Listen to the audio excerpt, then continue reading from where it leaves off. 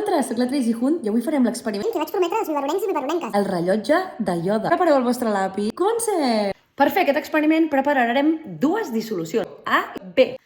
Per fer la dissolució A prepararem una mescla stock. Es prepara amb 60 ml d'aigua i 2 pastilles i mitja de vitamina C. Les afegirem dins de l'aigua i esperarem que es dissolguin.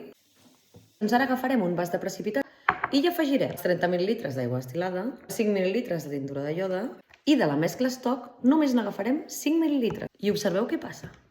La tintura de iode s'està tornant transparent. Som-hi, per fer la dissolució B necessitarem una cullerada sopera i mitja de farina fina de blat i la barrejarem amb 30 ml d'aigua.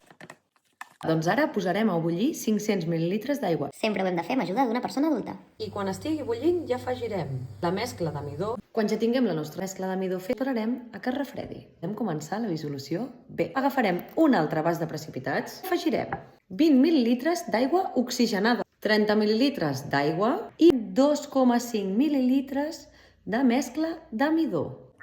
Doncs ara sí, anem a veure el rellotge de iode. El que hem de fer és barrejar la mescla A amb la mescla B i observar. Quins nervis! Sí que és veritat que la paciència és la mare de la ciència. Ja s'ha tornat tan negre. Com creieu que ha passat? Us llegeixo. Xusilotres!